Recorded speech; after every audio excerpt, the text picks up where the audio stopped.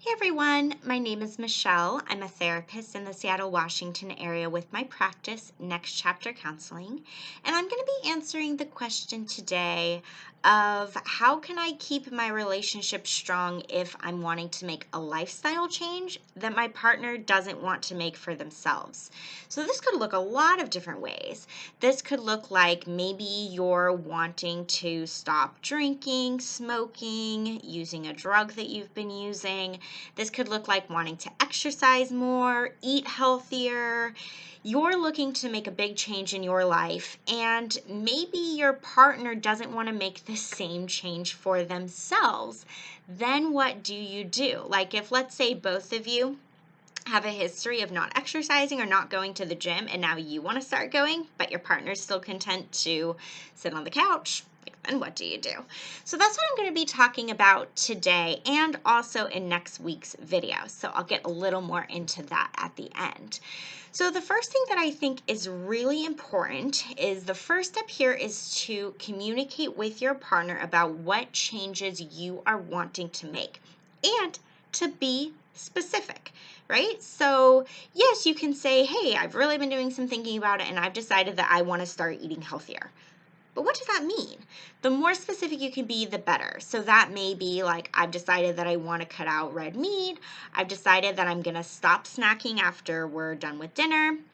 I've decided I want to start eating at least 3 servings of vegetables a day. Like, whatever it is, be really specific and clear with yourself first, and then communicating it to your partner about what this change looks like. The more specific you can be, the better, because then your partner knows what to expect a little bit more than if you're like, I'm going to start eating healthier, and they're like, what does this mean? Like, are we never eating fast food ever again? Or like, what's happening here? So make sure to communicate to your partner what the specific changes are that you want to make. I recommend for yourself that this can be a good thing to take some time to really think through and to maybe even write down, like, what are the different components of this change? If you're wanting to exercise more, does that look like you're going to start going to the gym 3 times a week? Does that look like you want to go for a walk every evening? What does it look like to meet this goal that you're setting for yourself? So to communicate that really clearly with your partner. Now, this next step is really important because it's important to make sure that you are not forcing your partner to make this change along with you. If they want to make this change along with you, that's great, but they may not be on board. You're making this decision for yourself, and that's really at the heart of what this question is. Like, I basically told them I want to do something different, and they're not wanting to do it with me. Now what do I do? So the second piece is really important, is to explain to your partner, especially if they express concerns, which they may, to explain to your partner of how you're going to maintain connection with them, right? So let's take the healthy eating example. Your partner may say, well, we go out to dinner every Friday night. Are we not going to go out to dinner together anymore? And you can maybe address that concern by saying, no, I do still want us to go out to dinner. I just might not order the burger that I normally do, or something like that. Explain to your partner how the two of you can maintain your connection and what's going to stay the same, right? So with the exercise piece, it may be something like, yes, I do want to start going for a walk every night after dinner, but I still want to make sure I come home and that we watch our show together. Like, we're still going to do that. That's not going to go anywhere. And then that can give your partner some peace of mind of like, oh, okay, they're not abandoning me. They're not leaving me, that kind of a thing. So make sure that after you've explained the changes you want to make, that you then explain to your partner what is going to stay the same, how the two of you are going to maintain connection and address any concerns that they may have or any questions that they may have about you wanting to set this goal and make these changes in your life. I would even encourage you to ask them and say, like, do you have any questions for me about what this change is going to look like? Do you have concerns about it? And to give them a chance to say what those are so you can address them. Now, the third piece here, the final piece I'm going to talk about today, is talking with your partner, if it applies, about what you would like from your partner in order to minimize your triggers. Again, this has nothing to do with your partner changing, but this does have to do with how your partner can support you in the changes that you want to make. So, with healthy eating, if we keep going with that example, it may be something like, so what would really help me is if we move the chips out of the pantry where I see them every day, and if maybe like we put them in this drawer where I don't have to look at them. Or, you can still eat red meat for yourself, but it would be really helpful for me if you don't make a big serving of it, so then I don't feel pressured to also eat it so that we're not wasting food.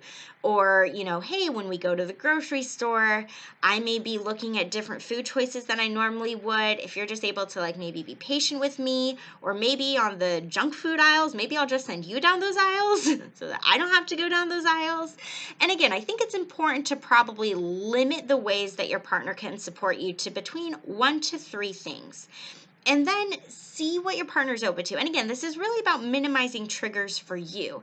If, let's say, you and your partner have a history of, every night when both of you are home from work, you guys both like drink a glass of wine together, but you've decided you're going to cut out alcohol. Maybe it's asking that if your partner, asking that you're going to go in another room, and you ask that your partner, like if they still want to drink their wine, they can do that, but just maybe send you a text when they're done so then you can come backstairs or something like that. It could look so many different ways depending on your situation, but pitch 1 to 3 ideas to your partner and see what they think of those. Ask again, do you have any concerns about that? How is this sounding to you? Are those things that you think you're able to do? And if not, please let me know so we can figure out other ways that you can support me. Because this is going to involve some amount of change for your partner. You're making a big change. They're not going to be immune to that. Even if they continue to eat, drink, do whatever it is that they normally do the same way, this is going to impact them a little bit. And it's important that you talk about or name some of the ways that they can support you without having to make any changes themselves, if that makes sense. So those are the 3 things that I'm recommending today in terms of starting this conversation. Get really clear yourself about what this change looks like and communicate that to your partner. Give them an opportunity to express any concerns they have. Make sure you're explaining to them how some things are going to stay the same. Not everything's going to be different just because of this change that you're making. Talk about how you guys are going to maintain your connection while you make this change.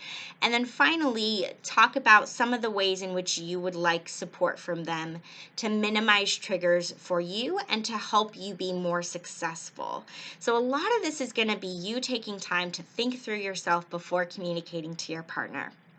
Now, in next week's video, that video is going to be about what to do if you do get successful with making this lifestyle change and it starts to create distance between you and your partner because maybe you're changing quite a bit and they're still staying the same. Then what do you do from there?